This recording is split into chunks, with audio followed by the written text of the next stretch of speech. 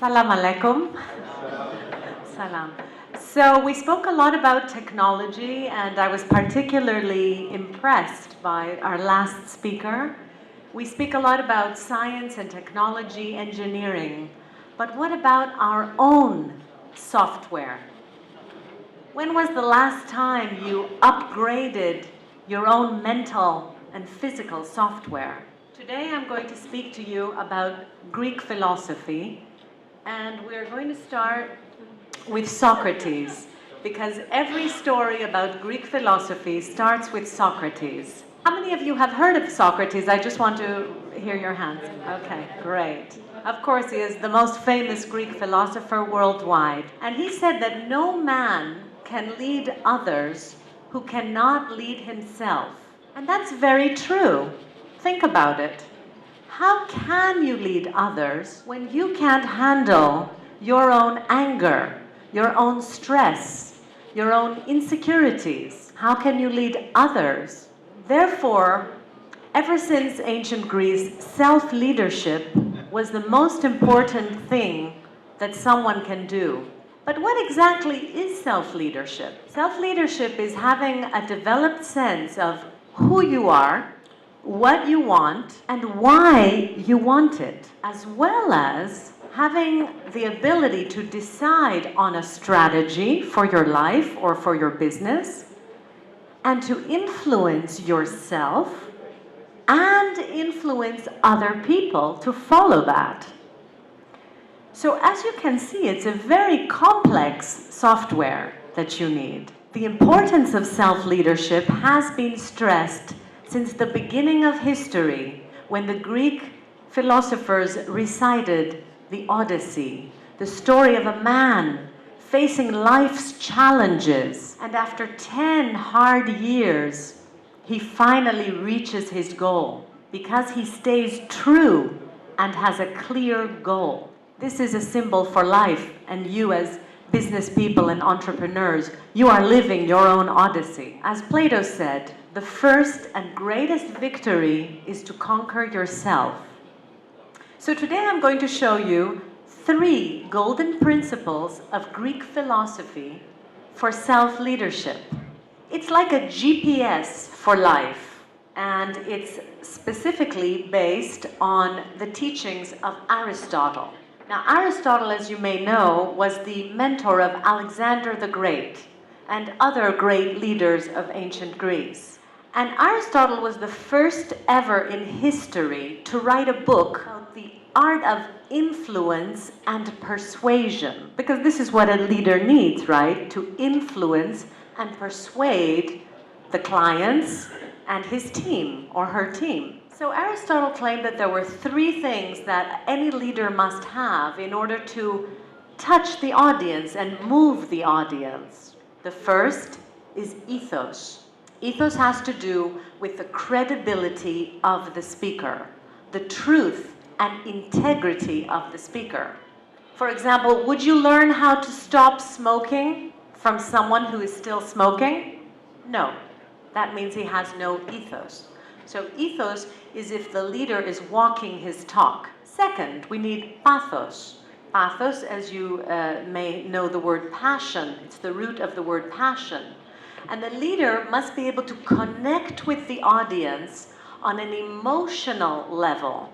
We can say it's emotional intelligence. The speaker must appeal to the fears of the audience and the dreams of the audience. And thirdly, the leader must be able to appeal to the logic of the audience, to give evidence, to give scientific facts, to have a strategy and realizable goals. And this is a system that is taught all over the world, even after 2,000 years.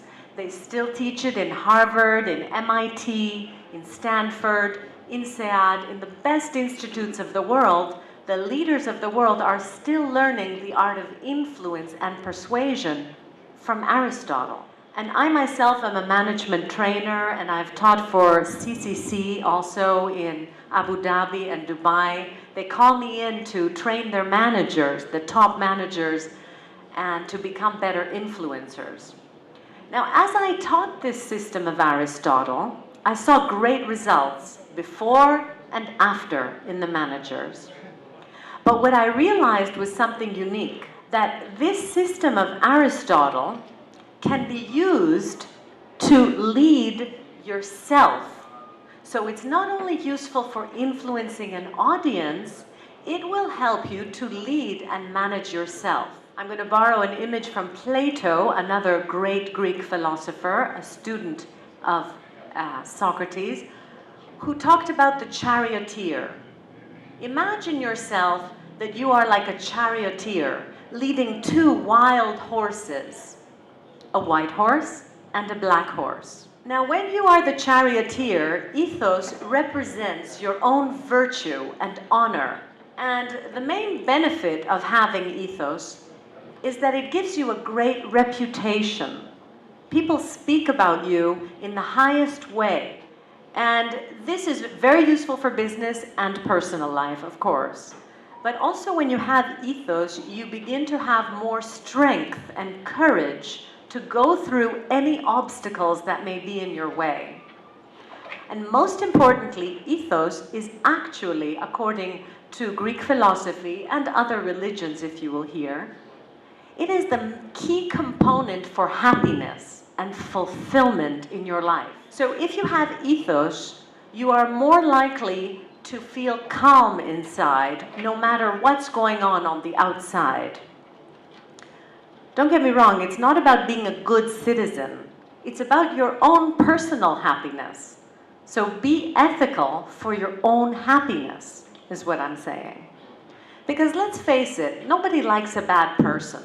People who lie, people who cheat, people who steal. Why would you ever want to be such a person? You would live with hating yourself the rest of your life. And that's also not the way to happiness, no matter how much money you may have. Ethos basically should be the first filter through which you pass any decision you make in your life, big or small. You should ask yourself, am I being truthful? What are my core values? What type of person do I want to be? You don't have to be perfect, but you have to try for excellence. There's a motto in Greek, it's called ain aristevin. And that means ever to excel, to try to be excellent. Back to our two horses. The pathos horse, the black horse, is the filter through which you should pass your decisions. It says, how do I feel about a decision? Does this decision inspire me? What are my fears regarding this decision? And last filter is the logos. You have to pass every decision through logic and reason and science and facts and have a strategy. This is about having realistic goals. So bringing it together, it can transform your life. It can be a shield through which you go through life. What are the Greek philosophers trying to tell us in a nutshell? They're saying, live with ethos, manage your pathos, and apply your logic. The result will be eudaimonia, a beautiful Greek word that not only means happiness, but it means human flourishing. And this is the most important thing in life. Isn't that what we all really want? Thank you very much.